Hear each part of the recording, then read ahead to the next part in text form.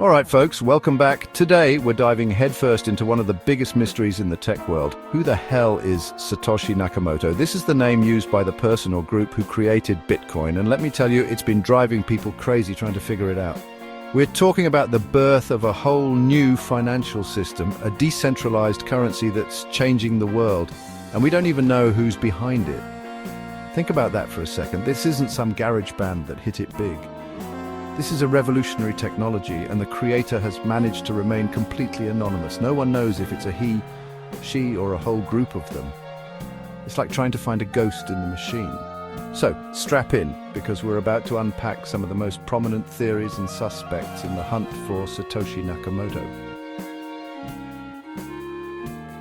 First up, we got Craig Wright, an Australian computer scientist who's made headlines for claiming he's the big cheese, the Satoshi himself. Now, Wright has provided some technical evidence, like access to early Bitcoin addresses, but here's the thing. A lot of people in the crypto community aren't buying it. They're calling him a fraud, saying he's just trying to grab the spotlight and pump up his own project. And honestly, the way he's gone about it, with the legal threats and the shifting stories, it's kind of hard to take him seriously. It's like, dude, if you're really Satoshi, show us the goddamn private keys. Until then, it's all just talk. And the thing about the crypto world is talk is cheap. You need proof. The whole saga with Wright just adds another layer of intrigue to the mystery. It makes you think, why would someone lie about being Satoshi? What's the end game here? Is it just ego, a desperate need for recognition, or is there something more to it, something we're not seeing? Look, I'm not saying Wright isn't Satoshi, but I'm saying I'm skeptical as hell. It's like this whole thing is a giant puzzle, and he's trying to jam in a piece that doesn't quite fit. But hey, maybe I'm wrong. Maybe he's got some bombshell evidence he's just waiting to drop. Until then, I'm keeping my bullshit detector on high alert.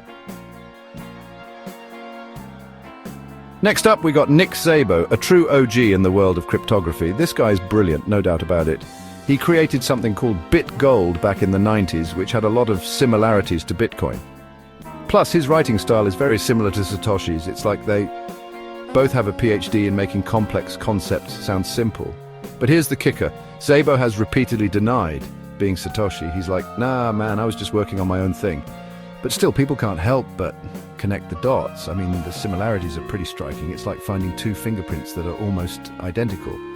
Some people think Szabo might be trying to protect his privacy or avoid the spotlight. Or maybe he's just messing with us, you know? Like, oh, you guys think I'm Satoshi? That's cute. Whatever the case, Szabo remains a person of interest in the Satoshi mystery. He's like that quiet guy in the corner who might actually know more than he's letting on. He's a true pioneer in the world of digital currency, and his work has undoubtedly influenced the creation of Bitcoin, whether he wants to admit it or not. But hey, maybe he's telling the truth. Maybe he's just a brilliant mind who was way ahead of his time. Either way, Szabo's story is fascinating, and it's a reminder that the truth is often stranger than fiction. Now, this is where things get really interesting. Hal Finney, a legend in the cryptography world, was one of the first people to ever receive a Bitcoin transaction from Satoshi themselves. We're talking about the very early days of Bitcoin, back when it was just a bunch of geeks on forums talking about this crazy new idea. Finney was a true believer, a cypherpunk who saw the potential of decentralized currency. He even lived a few blocks away from Dorian Nakamoto, but we'll get to that later. Sadly, Finney passed away in 2014 from ALS. Before his death, he denied being Satoshi, but some people believe he might have been involved in the creation of Bitcoin in some capacity. Maybe he was a collaborator, maybe he provided technical expertise, or maybe he was just a really early adopter who had a direct line to the mysterious creator. Whatever the case, Finney's connection to Satoshi is undeniable. He was there at the very beginning, witnessing the birth of something truly revolutionary.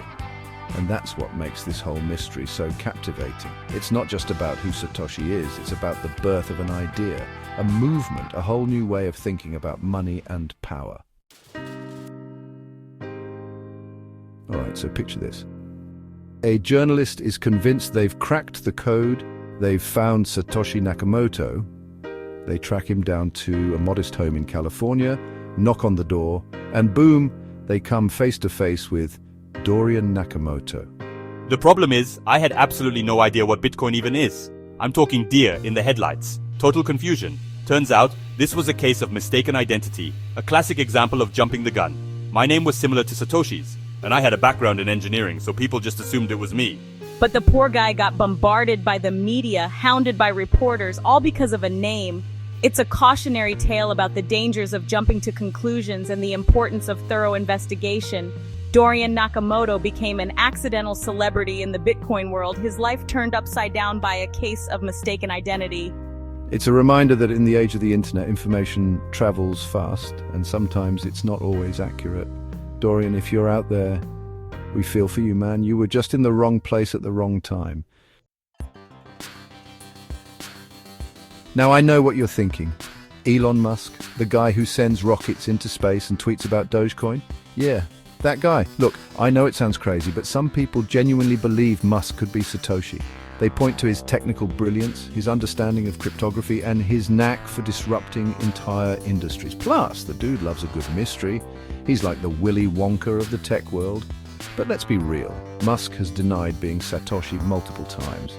He's even said he lost the keys to his early Bitcoin wallet, which, if you know anything about Elon, is totally believable. But still, the speculation persists.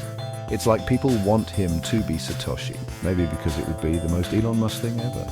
Imagine the headlines. Elon Musk revealed as secret Bitcoin creator. The internet would break. But until we have some concrete evidence, it's all just fun speculation. It's like a good conspiracy theory. It's fun to think about, but you probably shouldn't base your life decisions on it. So there you have it, folks. A glimpse into the wild world of Satoshi Nakamoto. We've got computer scientists, cryptographers, accidental celebrities, and even meme-loving billionaires. It's enough to make your head spin. The truth is, we may never know for sure who Satoshi Nakamoto really is. Maybe they'll reveal themselves one day, or maybe their identity will remain a secret forever. But one thing's for sure, their creation, Bitcoin, has changed the world. It's sparked a revolution in finance, technology, and the way we think about money. The true identity of Satoshi Nakamoto remains one of the greatest mysteries of our time.